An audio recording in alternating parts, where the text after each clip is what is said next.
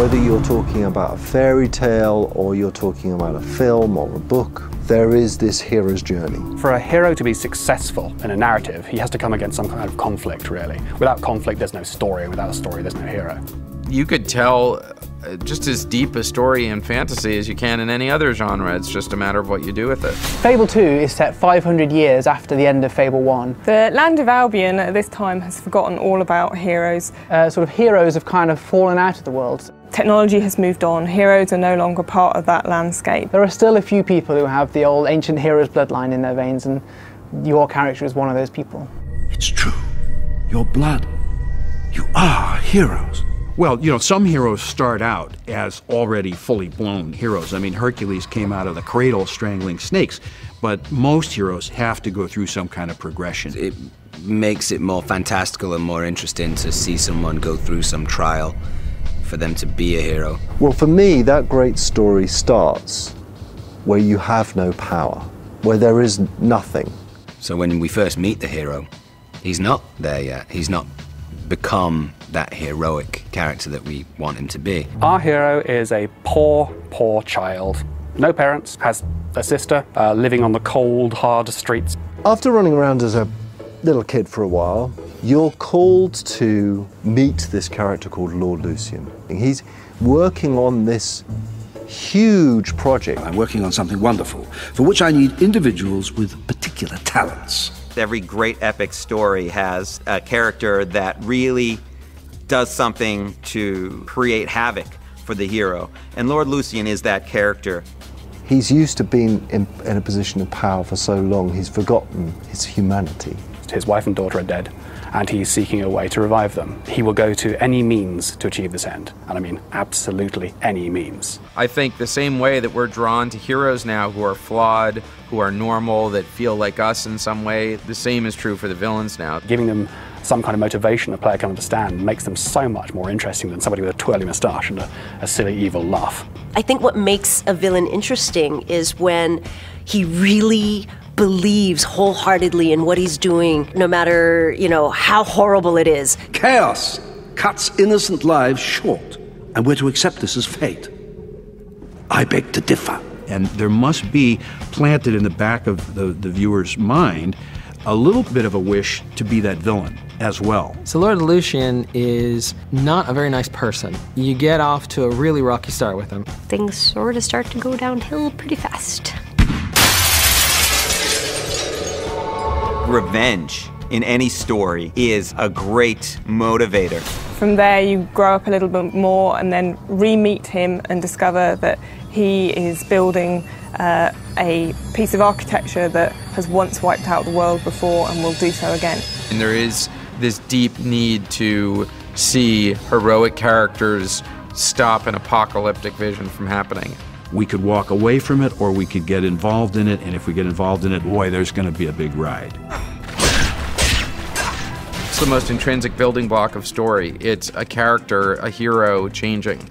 Okay, well, how's that going to happen? There's no avoiding it. You're going to have a mentor. You know, somebody who you can sort of turn to when things get tough and to just let you know that you're on the right path. In, you know, Empire Strikes Back, it's Yoda, who's a classic mentor. The classic sort of mythological mentor is usually there to take the hero and the conflict and jam them together.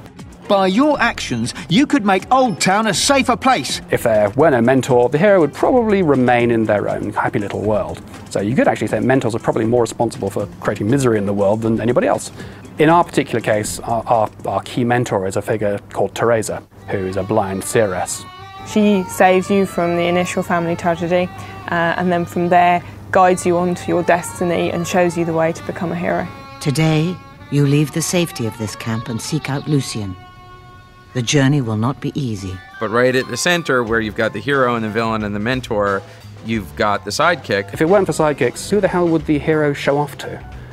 Who would be there to say, "Good Lord, that's extraordinary"? There's a classic idea of a sidekick where they're a comic relief idea. So the heavy story that the hero is going through is complemented by some of the more kind of tomfoolery that happens with the sidekicks. Well, when we first thought about creating another character to be a companion for the hero, we considered a whole bunch of fantastic things. And eventually we had just one of those moments you have when you're creating things, which is fantastic. Why can't we have it as something like a dog?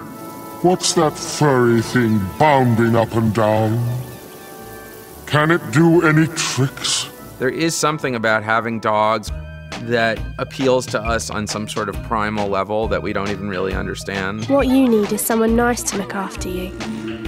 Really, the emotional bond between a man and his dog, or a woman and his dog, is something really strong and tangible, and it's something we were all really passionate about doing. This dog absolutely loves you. A dog sidekick works. I just don't want some guy in yellow tights following me around or whatever, you know? Robin, acrobat, nah. I love the fact that there's a dog in this that helps you when you're fighting and helps you find, you know, cool treasure and stuff like that. For a hero, that's going to be very helpful to have someone who's got your back all the time. So I would say that we're redefining what a hero's journey is, simply because we're allowing you, the player, to get involved. Kind of like a God karmic system. There's, you know, the computer is tracking whether you're being nice or mean to characters, whether you're stealing, whether you're behaving morally or whether you're behaving immorally. It's always fun to sort of test the limits. It's like, well, how much of a can I be before I'm truly branded as evil? And it's like, and how nice can I be before I start losing my edge? Nice. I just think it's more fun to be bad and stuff like that, but it breaks my heart, man. I can't do it.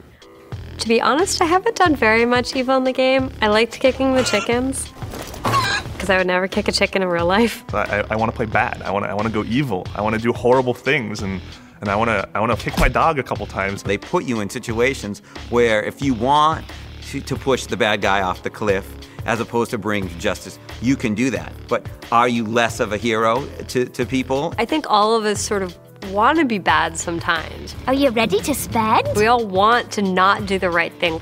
Ow! We all want to see what might happen. You have entered a venerable society of dark worship, with a long history of wicked deeds and opprobrious transgressions. Fridays is poker night. There's no real, like, convenient forum to be really evil in your day-to-day life, unless you're kind of but in the game, you know, sky's the limit, so why not? You might start off as an evil character because it's fun, but then I think eventually you end up playing more like the person that you want to be.